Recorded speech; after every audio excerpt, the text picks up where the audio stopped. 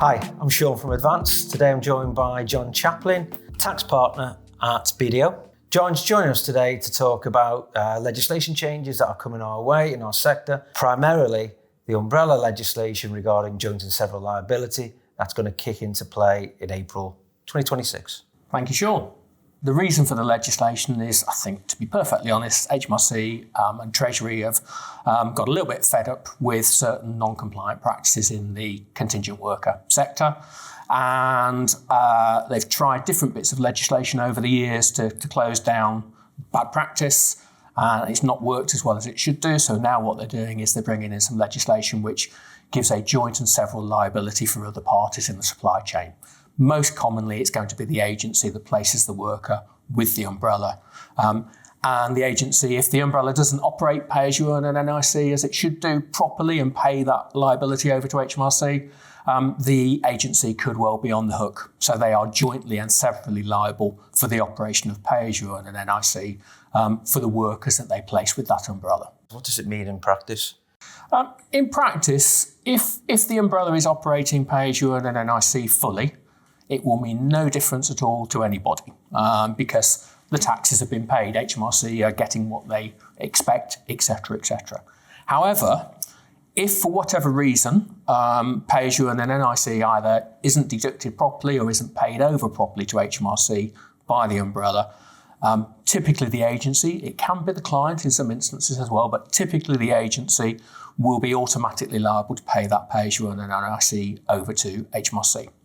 In practice, what that will mean is that if the agency won't get a bill for an umbrella's liability if the umbrella's a couple of days late in paying its pay-as-you-earn and NIC remittances. It's aimed at fundamental breakdown in terms of the operation of payroll. So it's aimed at non-compliant umbrellas who, and for whatever reason, either choose to take a stance on some tax practice or have a slightly rogue model in play or, dare I say it, are downright non-compliant knowingly. It allows HMRC to get the taxes that are due. Historically, they've often had liabilities that have not been able to collect because the umbrella's gone bump. And so they've just been left holding the tax baby, if I can put it that way. Now they're able to go after the agency and say, they're your workers, we want the pay-as-you-earn from you, please. Put my legal hat on. My take on joint and several liability, if I'm HMRC, I can choose who I can go after. So if I'm a blue chip agency who tends to have ignored all the warning signs and still deals with a rogue umbrella, if I'm HMRC, I'm going to go after the party with deep pockets and get a quick win. Is that an accurate assumption as to how this could roll out? Certainly, legislation allows them to do that, and they would definitely do that in terms of they're not going to spend 2 years chasing a rogue umbrella around the world to get the liability if they can go down the road to a large agency and collect the liability. They will definitely use the legislation. You can go after both actually at the same time. Yeah, joint and several is indeed what it says. The practical arrangements are as yet unknown, so I'm going on what they've done under other legislation. I would expect them to, normally it will come from a compliance intervention, so a review of the umbrella. The umbrella is found not to be operating pay-as-you-earn and NIC correctly. HMRC will say, you owe us X amount. And as soon as HMRC feel that either that liability is not going to be paid by the umbrella or there could be a significant delay in that. So in other words, they're starting to issue formal proceedings, maybe a bit earlier than that. There's no reason why they will then not issue formal proceedings against the agency that's placed that worker. So you might have two sets of assessments, one against the umbrella, one against the agency, and it will be who blinks or who pays first. Can you just clarify where the liability attaches in regards to, so you talked about employment taxes, you hear things out in the marketplace about employment taxes mean A, B, C, and Z, and it includes VAT on the contractual sum that goes from the umbrella down, the agency down to the umbrella. Yep. Can you just clarify where the liability, where it attaches to specifically, just to clarify that point? So. Okay, so it's the pay-as-you-earn, NIC and apprenticeship levy in respect of the payroll that's been operated on that worker. And also on any remuneration. So even if payroll has not been operated, but it is earnings that should have had pay-as-you-earn and NIC operated, it's that liability. It doesn't include the VAT that the agency might be bearing on the contract. It doesn't include the margin that the umbrella's taken out or anything along those lines. And it doesn't also include tax liability on tax-free expenses. It will include tax liability on taxable expenses or indeed things that should have been taxed but weren't for whatever reason. So it's basically the money that has gone to the worker upon which pay-as-you-earn and NIC should have been operated. That's the liability which HMRC will pursue. Really that's what comes back to the reason for the legislation when you've had things like mini umbrellas and stuff offshore when employment taxes aren't being paid, and that's how they can release more money into the pot to make people get more money, to generate more business, etc., etc. Yeah, I mean, if you look at some of the recent cases and also the consultation document surrounding the legislation, there's no doubt that the cause of the legislation is what HMRC probably quite rightly view as bad practice. So things which, for whatever reason, are set up, in most cases purposefully, to reduce the tax bill that's being paid by the worker.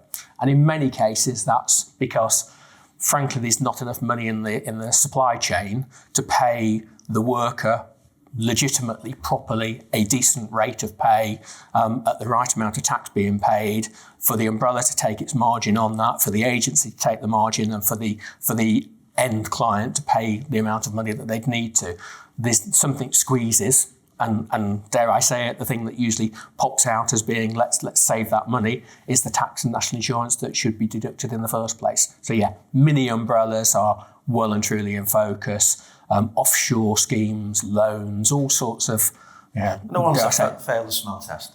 Yeah, things that would never pass the sniff test in the first place, if I'm honest. So can you just clarify where the liability attaches to? So when I say that, I'm probably best ask this by way of an example, you will have an agency dealing with an umbrella. An umbrella will have 40 clients, for example. And the umbrella goes bust. Will the agency A, for example, be liable for the whole of the unpaid employment taxes, or will it just sit with regards to their own workers that they referred into the umbrella? Yeah. So in a, want for a better phrase, a traditional model, you've got the end client, the agency, an umbrella, and then the worker. The agency will only be liable for the pay-as-you-earn and NIC in respect of the workers that agency has placed with that umbrella. So in the example of 40 agencies operating through one umbrella, the other 39 will not be liable for the one failure, for example.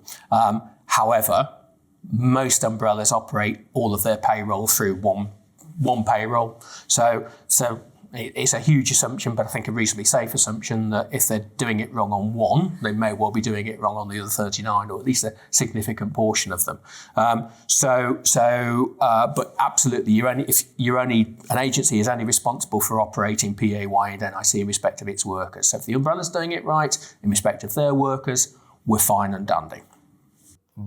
Would it be right to say, however, that an agency needs to be aware that the bad practices potentially elsewhere can have an effect with them, even if they're doing the right thing with their own workers? So if it brings it down, for example, do you want to just expand on that a bit? Yeah, I think, we'll probably move on to what an agency should do in terms of supply chain due diligence and all that sort of stuff. But absolutely, as of today, an agency really only needs to be responsible for what the umbrella is doing in respect of its workers. From next April, they're probably going to need a little bit more knowledge around what the umbrella does more generally, because bluntly, if the umbrella falls over as a result of somebody else's tax liability, chances are they're also going to fall over having not paid the full PAY and NIC over in respect of your agency's position. And what do I mean by that is there's obviously a gap between the payroll being run and when it's paid over on a monthly basis to HMRC. If an umbrella goes bust because it can't meet its obligations, it's going to have that pay-as-you-earn and NIC liability still to pay over to HMRC. and it's not good enough that it was deducted from the workers, it won't solve that problem until and as such it's paid over to HMRC as well. So the issue will be, I suppose it's more real time nowadays. When you were doing a due diligence as an agency on your supply chain and your umbrella, you looked retrospectively. Now you need to know, what are they doing today? What is their cash position today? What have they paid over today?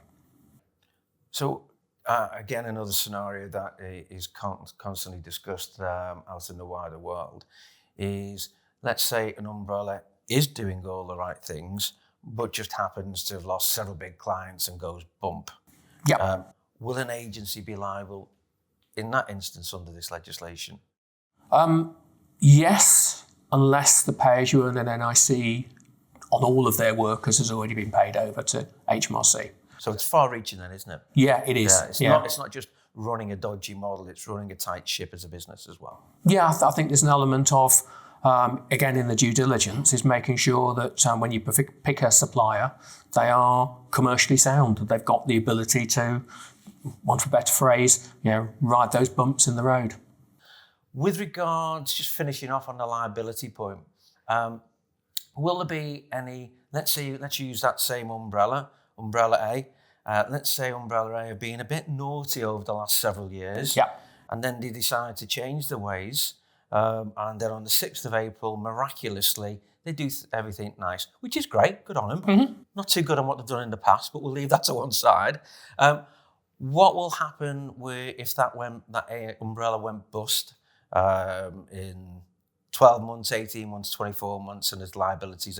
Will there be previous liabilities of the dodgy stuff attaching potentially to an agency, or will it just be the stuff post the 6th? Okay. And how do you see it evolving? So the good news is that any bad practice that exists before the 6th of April stays in the existing legislation. So that won't be caught by the Joint and Several Liability legislation.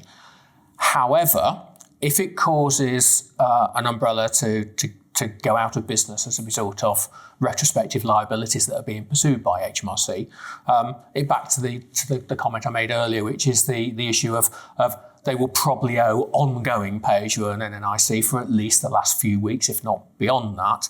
And as HMRC get closer and closer to collecting retrospective liabilities, the current liabilities may themselves grow.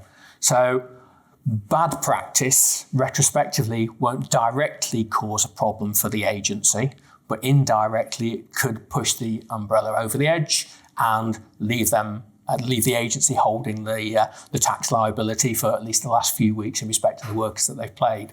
So in that is bad practice then into good practice is a good thing. We all want to encourage them to be compliant, but if you're engaging with an entity that has been retrospectively doing things that it ought not to be, you do need to bear that in mind in terms of your selection of umbrellas, because that's something to be wary of in real time going forwards. Because the past is always going to catch up with you. Could well do, yeah. I mean, there are time limits on legislation, but those time limits could be up to 20 years in case of serious issues. So you've got quite a few years yet before you can forget about retrospective liabilities.